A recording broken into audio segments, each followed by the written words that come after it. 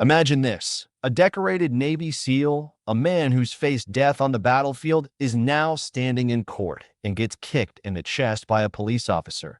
Sounds like a scene from a movie, right? But it's real. What happens next will leave you speechless. One call changes everything. Can Marcus Steele's honor be restored, or is this the end for him? Stick around to find out. And if you're part of the Black Visionaries family, hit that like button right now and subscribe for more jaw-dropping stories like this one. The courtroom was silent. A thick, palpable tension filled the room as every eye was locked onto the man in the gray t-shirt, Marcus Steele. His posture was straight, his arms at his sides, exuding the kind of strength that only a person who had faced unimaginable situations could possess. This wasn't a battlefield he was standing on today, though. This was a courtroom, and this wasn't a military operation. But the battle he was fighting was just as intense, and it wasn't something he ever expected to face after years of service in the Navy SEALs. The sound of the gavel hitting the bench echoed through the room, signaling the start of what seemed like another ordinary day in court. But it would quickly become anything but ordinary. Across from Marcus stood Detective Ryan Holden, a man whose job it was to maintain law and order. But today, it seemed like he was the one who was determined to stir up chaos. His uniform was impeccable, as was his usual demeanor, confident, calm, and collected.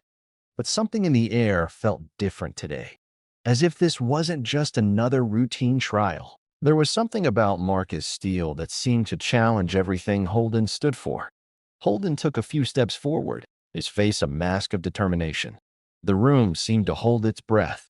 The judge, a woman of middle age with glasses perched on her nose, looked from one man to the other with keen eyes, as if she too could sense the growing storm. Without warning, the tension snapped. In one swift motion, Detective Holden raised his leg, and before anyone could react, his boot collided with Marcus' chest with a sickening thud. A collective gasp echoed through the courtroom. No one had expected this. Not a single person in that room, whether they were on Marcus' side or Holden's, had anticipated such an aggressive move. The sound of the kick seemed to hang in the air, its resonance ringing in everyone's ears. For a brief moment, everything was frozen.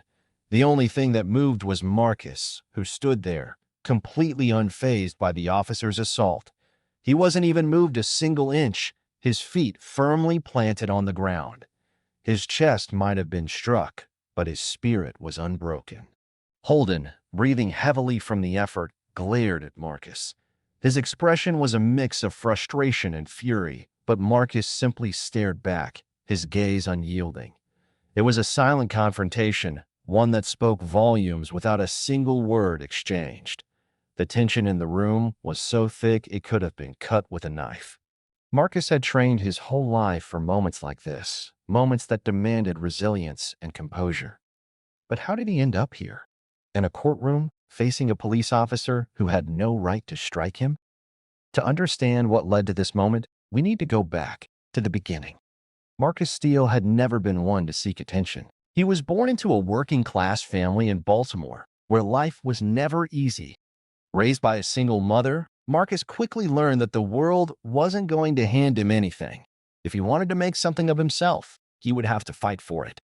From a young age, Marcus had always been athletic. He played football in high school, excelled in track, and soon realized that he had a unique drive and discipline that set him apart.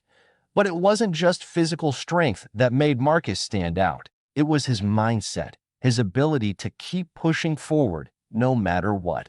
This determination led him to enlist in the Navy at the age of 18. He wanted to serve his country, and he knew that if he did it, he'd do it at the highest level possible. Marcus quickly rose through the ranks, his natural abilities and relentless work ethic earning him a spot in the Navy SEALs. The training was brutal, far more grueling than anything he had ever experienced, but it never broke him. He thrived in the toughest of environments, and soon he was deployed to some of the most dangerous places on Earth. Whether it was rescuing hostages, taking down terrorist organizations, or executing covert missions, Marcus was at the top of his game. Years of service had hardened him, physically and mentally. He had seen death, felt the pain of loss, and lived through battles that many people would never understand. But through it all, Marcus remained humble. He didn't seek recognition, and he certainly didn't want to be a hero. He simply did his job, and he did it well. But all of that changed one night, a night that would lead to his appearance in the courtroom fighting for his honor. It started as a celebration. Marcus had just returned from his latest deployment and was meeting up with some old friends at a local bar. They laughed, shared stories, and enjoyed the rare opportunity to relax and unwind. But the peace was short-lived. A drunken altercation broke out between a few patrons, and in the chaos, a local officer, Detective Ryan Holden, became involved. Holden was already on edge, his nerves frayed from a long shift. As the fight escalated, he drew his gun, threatening the crowd. In that split second, Marcus did what he was trained to do. He stepped in, disarmed Holden, and neutralized the threat before anyone got seriously hurt. But in the confusion, the officer's weapon went off, grazing a bystander in the process. Despite Marcus' efforts to de-escalate the situation, Holden's version of events was entirely different. The detective painted Marcus as the aggressor, a dangerous man who had assaulted a law enforcement officer. Holden's accusations were backed by his own word and the word of others who had sided with him in the heat of the moment. The case was brought to trial, and suddenly Marcus, the Navy SEAL who had risked his life to protect others, found himself on the defensive. The courtroom became a battleground, one where the truth seemed to be lost in the noise. As the trial continued, the prosecution painted a vivid picture of Marcus as a violent man, someone who had no respect for authority.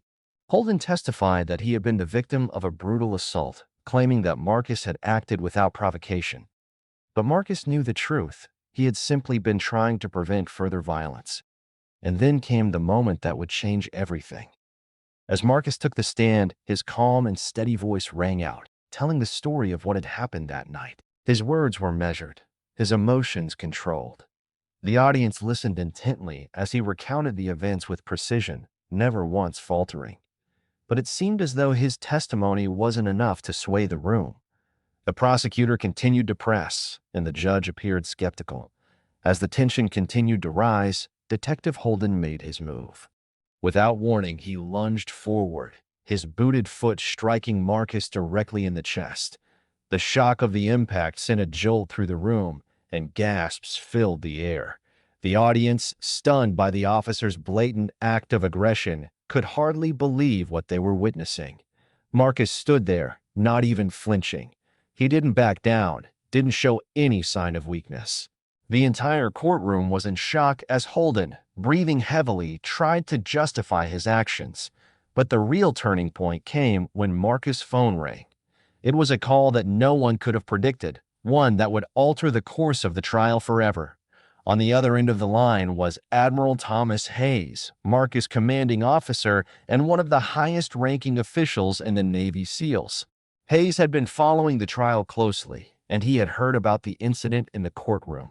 He knew Marcus' character better than anyone, and he knew the officer's actions were a clear abuse of power.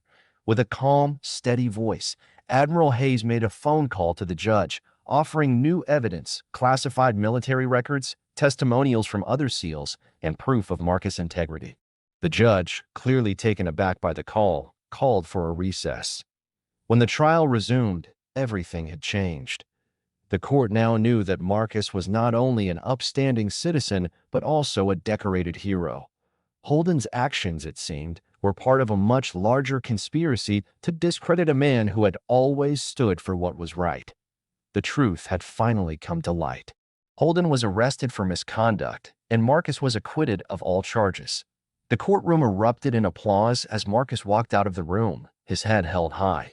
What had started as a humiliating moment for Marcus had become a testament to his resilience, to the power of truth, and to the importance of standing up for what is right, even when the odds seem insurmountable. For Marcus Steele, the fight was far from over, but he had won the most important battle of his life, and the world would soon know that the hero who stood tall in the courtroom was the same hero who had once stood on the front lines to defend his country. It was a victory not just for Marcus, but for the countless others who believed in justice, honor, and truth.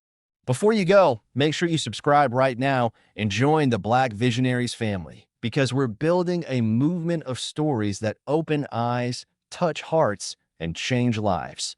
Until next, Tim.